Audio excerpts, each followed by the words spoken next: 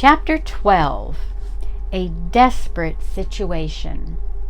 For a moment Nancy stood frozen to the spot, positive that the man who was coming to the Topham cottage was one of the thieves. But she hesitated only an instant. Then she turned and ran back into the study. Too late she realized that she had trapped herself, for this room had no other door. Nancy started back toward the living room, but before she had taken half a dozen steps, she knew that escape had been cut off from that direction. The man had reached the porch steps. "It won't do a bit of good to talk to him," she reasoned.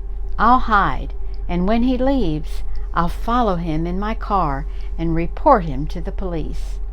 Frantically, the young sleuth glanced about for a hiding place. A closet offered the only possible refuge. She scurried inside and closed the door. Nancy was not a second too soon. She had scarcely shut the door when she heard the tread of the man's heavy shoes on the floor just outside. Peeping cautiously through a tiny crack in the door, she saw the heavy-set man come into the study. His face wore a cruel expression.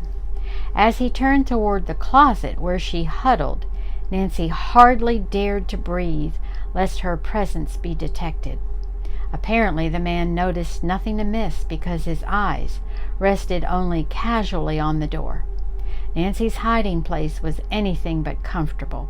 It was dark and musty, and old clothing hung from nails on the walls. As dust assailed her nostrils, she held a handkerchief to her face. "If I sneeze, he'll surely find me," she told herself. She felt around and once came close to ripping her hand on a sharp nail. Then she came upon something soft on a shelf and imagined it was a sleeping cat. She drew back, then touched it more cautiously. "Only an old fur cap," she told herself in disgust.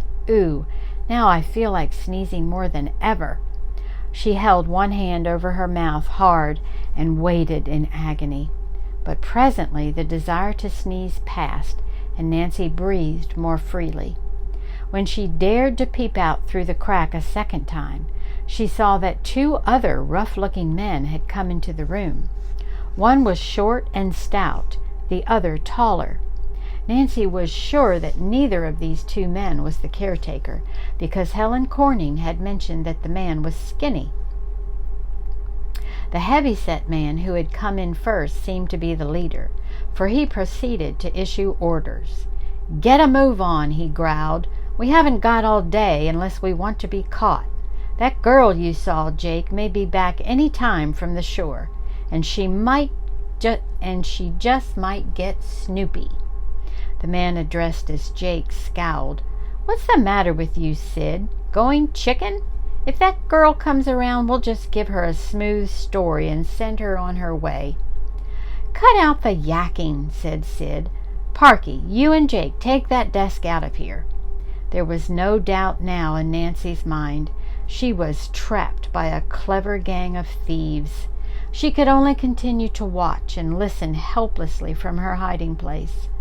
The two men lifted the heavy piece of furniture and started with it to the door. But they did not move swiftly enough to satisfy the leader, and he berated them savagely. Jake turned on him. "If you're in such a hurry, why don't you bring the van back to the driveway instead of leaving it hidden on that road in the woods?" "And have someone driving past here see us?" sneered the leader. "Now get going."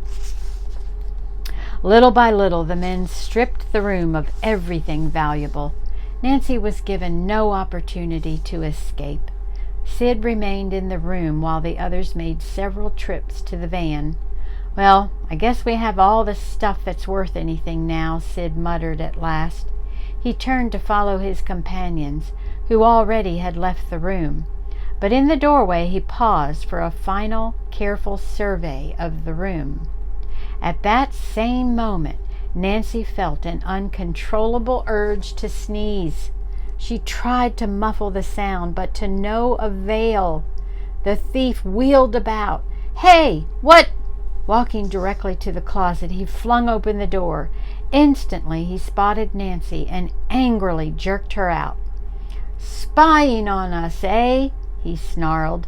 Nancy faced the man defiantly. I wasn't spying on anyone. Then what were you doing in that closet? The thief demanded, his eyes narrowing to slits. I came to see the caretaker.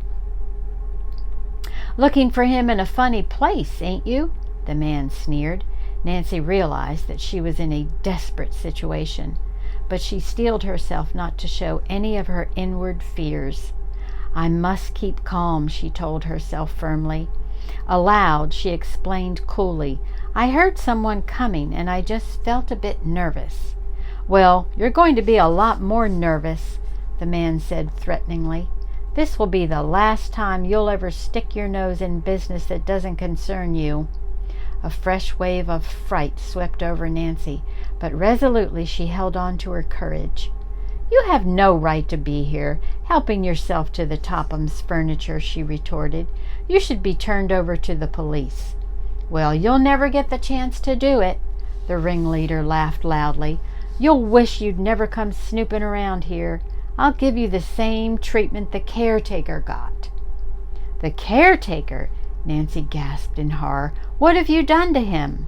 You'll find out in good time. Nancy gave a sudden, agile twist, darted past the man, and raced for the door. The thief gave a cry of rage and in one long leap overtook her. He caught Nancy roughly by the arm. Think you're smart, eh? He snarled. Well, I'm smarter. Nancy struggled to get away. She twisted and squirmed, kicked and clawed, but she was helpless in the vice-like grip of the powerful man. Let me go, Nancy cried, struggling harder. Let me go! Sid, ignoring her pleas, half dragged her across the room. Opening the closet door, he flung her inside. Nancy heard a key turn.